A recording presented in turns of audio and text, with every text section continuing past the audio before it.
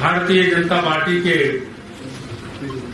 42वें स्थापना दिवस के अवसर पर शिमला मंडल के इस कार्यक्रम के निमित्त यहां पर उपस्थित हमारे मंडल के सम्मानीय अध्यक्ष श्री राजेश शारदा जी, यहां पर इस कार्यक्रम में उपस्थित भारतीय जनता पार्टी की प्रदेश सचिव श्रीमती कुसुम सदरेट जी, हमारे शिमला जिला के सम्मानीय विस्तारक श्री दलारिया जी, प्रदेश के पूर्व में कोषाध्यक्ष रहे आदरणीय श्री कपिल देव जी, अम्बेडकर जी और डॉक्टर श्यामा प्रसाद मुखर्जी, और जवाहरलाल नेहरू जी के इंटरिम कैबिनेट के 2 मंत्री थे, जिन्होंने उस समय की सरकार के उस इंटरिम गवर्नमेंट के नीतियों के विरोध में जो है वो सरकार को छोड़ करके जो है वो नई राजनीतिक संस्कृति को जो है वो प्रारंभ किया था।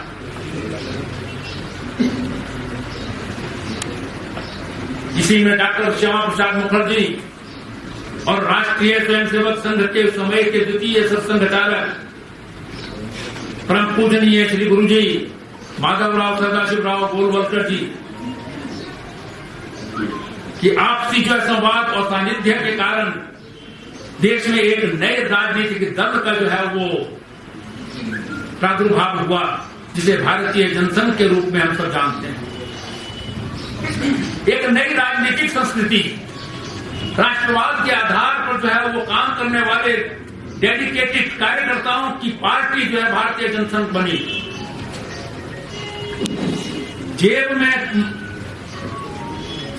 चने लेकर के देश के दूर दराज के इलाकों तक जो है वो पैदल भ्रमण करते हुए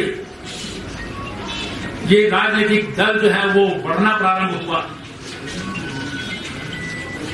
पहले लोकसभा चुनाव में 3 सांसदों से प्रारंभ हुआ ये दल 1967 में 34 सांसदों तक पहुंच गया। 1966 में आदरणीय दीनदयाल उपाध्याय जी भारतीय जनसंघ के अध्यक्ष बने। सुदूर दक्षिण के कालीकट में अधिवेशन हुआ, लेकिन दुर्भाग्यवश जो है वो उनका निधन हो गया और आज तक भी ना तो डॉक्टर श्यामा प्रसाद मुखर्जी के निधन का और ना ही दीनदयाल उपाध्याय जी के निधन का जो है वो कोई स्वाद जो है वो मिल सका है। लेकिन ये विचार यात्रा चलती रही, उतार चढ़ाव इसमें आते रहे। 1971 में बांग्लादेश को स्वतंत्र कराने के लिए जो है वो एक आंदोलन हुआ। पाकिस्तान ने भारत के ऊपर आक्रमण कर दिया। शेख मुजीबुर रहमान बांग्लादेश में अपने आंदोलन में व्यस्त थे। उनको भारतवर्ष ने जो है वो सहारा दिया और उस आंदोलन को आगे बढ़ाया और पाकिस्तान को 2 टुकड़ों में विभाजित कर दिया। 1971 में जो है वो देश में चुनाव हुए। चुनाव में श्रीमती इंदिरा गांधी जो है विजयी होकर के आई, लेकिन 1975 में इलाहाबाद हाईकोर्ट के उस समय के न्यायाधीश जगमोहन लाल सिन्हा जी ने श्रीमती इंदिरा गांधी के खिलाफ जो राजनारायण जी ने इलेक्शन पिटीशन कर रखी थी, वो इलेक्शन पिटीशन जो है वो स्वीकार कर ली गई और उन्होंने जो ये फैसला सुनाया कि चुनाव जीतने के लिए श्रीमती इंदिरा गांधी ने करप्ट प्रैक्टिस जो है वो अपनाई है, इसलिए जो है वो चुनाव रद्द कर दिया गया। उनको जो है वो डिस्क्वालीफाई कर दिया गया 6 साल के लिए।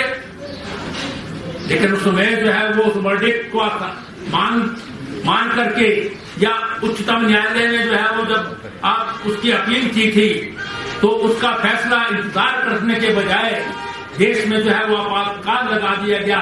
पूरे देश को जेल में परिवर्तित कर दिया गया।